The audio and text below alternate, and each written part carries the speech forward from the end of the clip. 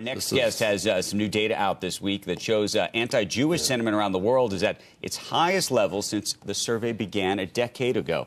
Joining us right now is Anti-Defamation League CEO and National Director Jonathan Greenblatt. Jonathan, it's nice to see you, sir. Thank you. Let's talk about the poll results, because they do show that nearly half of all adults, and let's just put the math on the screen here, folks, globally, and this is about 2.2 billion people, hold significant anti-Semitic beliefs. That's shocking to me. Yeah, it's pretty stunning. When we first did this in 2014, the number was about 1.1 billion. That was 26% of adults. So the idea that the number has doubled in the last decade is dramatic and quite alarming.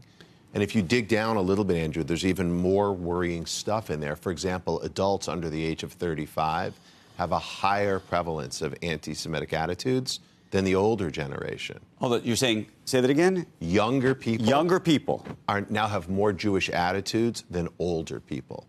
That's a change. But so we're seeing this prejudice harden in the millennials and Gen Z. How much do you think that is a function of social media? Yeah. Or what do you ascribe it to? Look, I won't lead the witness. What do you ascribe that to? So I think we're all living sort of in a post-10/7 world. Let's just acknowledge that. But social media certainly has scrambled people's brains, especially overseas. Because keep in mind, we surveyed 103 countries, right? Nearly 60,000 interviews. And so I think what we also find is sort of the Al Jazeera effect. So pumping propaganda 24/7, across people's cell phones and on their television screens, it has an impact. In the United States, it's nowhere close to that. No. Nowhere close. So the United States came out at 9%. That's what I mean. That's so misleading. Like West Bank, Gaza, 94%. But yeah, you can. It's a surprising number. But then when you look at the reaction around the world to all these things, let me give you something that's interesting. So in Western Europe, where we've seen a number of really violent, ugly anti-Semitic acts, that actually is a region with only 17% on average. Up from 9 here, though. Yeah. Sure, but look at places like Sweden, Canada, Norway. They have 9%, 8%. Where's the 50? Where does it get skewed? It gets skewed in the Middle East. Which is 76%.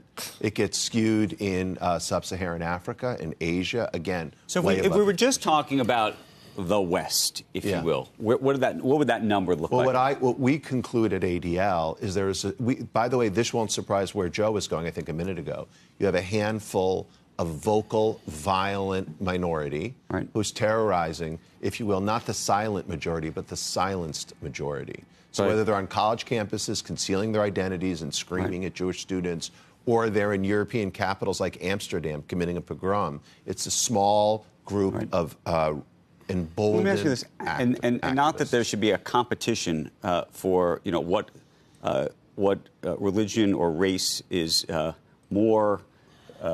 I don't want to win that competition. But no, I know. But my question to you is, if you were to look at racism, if you will, against either races or other religions, how does this compare? Well, look, this is the most extensive poll of anti-Semitic attitudes in the world. We didn't look at, let's say, anti-black racism or anti-Asian sentiment. It might be interesting to do that. We know in the United States that, unfortunately, Jews are the most targeted minority on a per capita basis, despite their small numbers. So I think all prejudice is bad, but seeing this upsurge of anti-Jewish sentiment, seeing this conflation of people upset about Israel's policies, thinking they can vandalize synagogues and beat up Jews in public life, it's very problematic. Okay, so you just laid out the numbers. The question is, what's the solution to this? Well, here's the good news. So 57%, again, in aggregate, say that anti-Semitism is a problem and government should do something about it.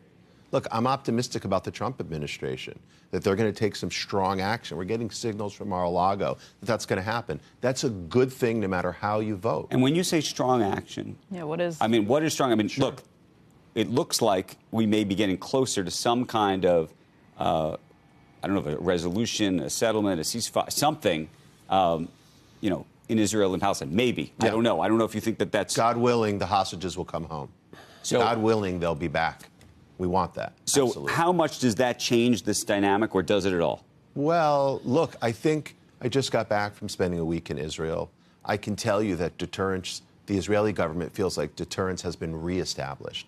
What happened in Gaza with Sinwar and Daif, what happened in in Lebanon to Hezbollah and Nasrallah, the pagers, the walkie-talkies, all of it, the Israelis feel like deterrence has been reestablished. That's a good thing, but that doesn't change the fact that here at home, governments need to act, and I'm optimistic. Maybe it'll be Department of Justice, Department of Education. To do what? To cut federal dollars to universities that allow these things to happen? Is that what you're talking about? I think we need stronger action against universities, which don't seem to enforce consequences.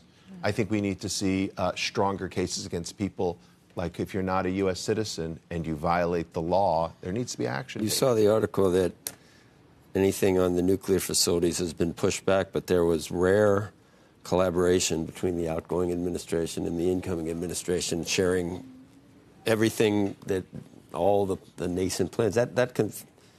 That's a huge wild card for what might happen if the Trump administration gives the go-ahead for Israel. The Islamic Republic is the single largest exporter of anti-Semitism in the world. But you want to know the interesting things? If you look at the Iranian people, Iran was the country in the Middle East with the lowest index of anti-Semitism by far. Really? The Iranian people are amazing. It's the Islamic government, which is a totalitarian, I think it's right for you remember what the country was like in 1978? So they say. Like a Western.